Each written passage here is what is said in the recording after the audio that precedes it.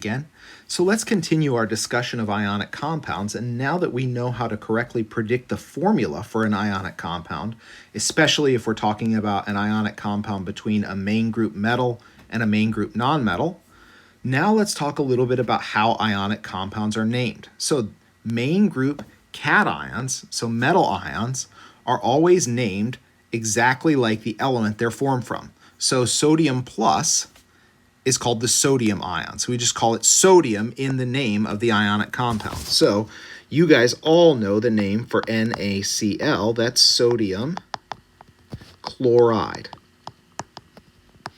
So it looks like the metal name doesn't get changed, but the nonmetal name does get shortened a little bit and replaced with the suffix IDE. So chlorine, the nonmetal in sodium chloride, becomes chloride when we name the ionic compound. Now, when a metal can have more than one possible charge, we have to talk about that charge as part of the name. So let me give you an example, all right? If we were talking about this compound, FeCl2, we couldn't just call that iron chloride. That's a bad name. The reason why is because iron can have +2 or +3 charges, all right? So in order to correctly name a compound that has iron, a metal that could have more than one charge in it, we have to indicate what the charge of the metal is. So if we were to name FeCl2, that would have to be iron 2 chloride. If we were to name the other iron chloride, which would have the formula FeCl3, note that that means that the iron has a +3 charge hidden in that ionic compound, we would have to call that iron 3 chloride. So whenever we provide the name of a metal that can have more than one charge, we have to basically indicate its charge with a Roman numeral in parentheses as part of the name. Don't worry about this other method of using the common name. I call that the old school method. Now, some metals can have even more than 2 charge names or 2 charges. So this old school method doesn't even work for all the metals. The systematic method that we're using by indicating that charge of the metal in parentheses, that works for every metal. So that's the way that we're going to do this whenever there's a metal that can have more than one different charge. All right. Now for the main group metals, pretty much all of those only have one charge, so we don't have to indicate the charge of those. So that's why we don't say sodium 1 chloride. That would be an incorrect name because sodium always has a charge of +1. So we don't have to put that 1 in there. We just say sodium chloride, and everybody knows what the charge of sodium is in that compound. So we only need to use that parentheses and Roman numeral when the metal can have more than one different charge. So don't worry about the old school method, ferrous and ferric. If a metal can have more than one charge, just indicate its charge in parentheses as part of that name. So here are some of the metals that can have more than one charge. You do not need to have any of these memorized. If a metal can have more than one charge, I will tell you that it can have more than one charge, so you will know to name it using that charge in parentheses. So now let's get to nonmetals. Pretty easy. We always truncate or shorten the end of the nonmetal and replace it with the suffix IDE. So here you guys can see some examples. Bromine, chlorine, fluorine, and iodine become bromide, chloride, fluoride, and iodide. Some of them are a little bit harder, so phosphorus, you might decide to truncate a syllable too early or too late, but after you've been reading them for a while, you know kind of where to shorten them.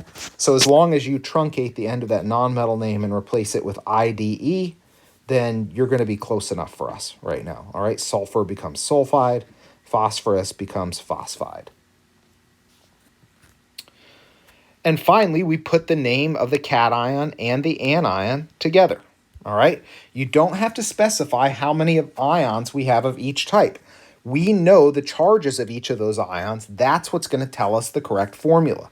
So for example, if I was naming the ionic compound that was formed between aluminum and fluorine, aluminum and fluorine, I would call it aluminum fluoride. So the metal name remains unchanged. The nonmetal name, we truncate the end and replace it with an IDE suffix. Now, we know that in an ionic compound, the charge of aluminum is +3 because aluminum's a group 3 metal. Because fluorine is a group 7 nonmetal, we know its charge is -1. So we can derive the fact that aluminum fluoride has the formula AlF3 without referencing how many aluminums or fluorines there are in that name. So when we name ionic compounds, we never talk about how many of the cations or how many of the ions are. We can always figure that out just by knowing what the charge of those ions are. So sodium plus fluoride makes sodium fluoride. Note that we don't talk about monosodium monofluoride, anything about the number of those different ions.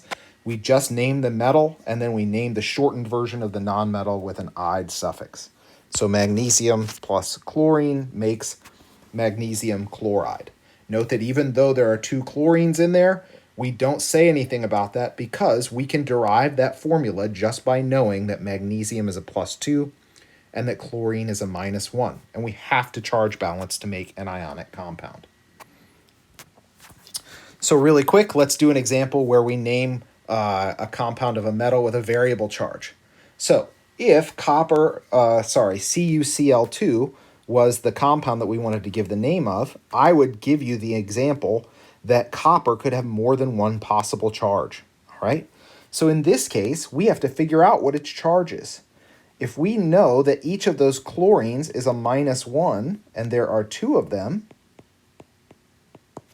we know that the chlorines in total, the nonmetals, have a -2 charge in total, which means that that copper has to be a +2. So now we know the charge of that copper, and remember that if a metal can have more than one charge,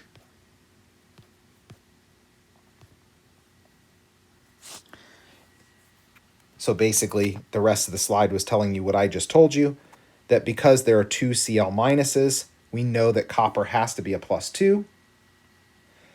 And then we have to name the cation and the anion. So now that we know that the copper's a +2, we use copper 2 and then chloride. So the correct name for us would be copper 2 chloride. Don't worry about the old school name. Now let's talk about how to write a formula using the name of an ionic compound. So those are the 2 big skills that I'm going to make you master in this chapter. If I give you a name of an ionic compound, I expect you to write a formula for it. If I give you a formula for an ionic compound, I expect you to give me a name, a correct name. So what if I gave you the name tin 4 oxide? So let's identify what the cation and the anion are and determine their charges. So tin 4 means that we're talking about tin that has a charge of +4. Oxide comes from oxygen. So the oxygen ion, because oxygen's a group 6 nonmetal, has a charge of -2.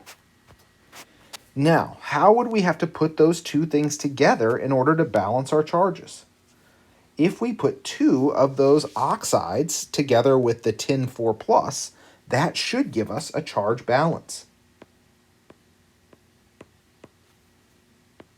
So the tin would be +4, and those 2 oxygens in total would be a -4. And that gives us our correct formula for tin 4 oxide, which is SnO2. So 2 of those oxides are needed for each tin. And remember, once we write that final answer, we shouldn't show any of the charges in there, even though we know those atoms have charges, because the charges balance each other out in an ionic compound. Hopefully you guys have learned a little bit about how to write the formulas for ionic compounds and how to name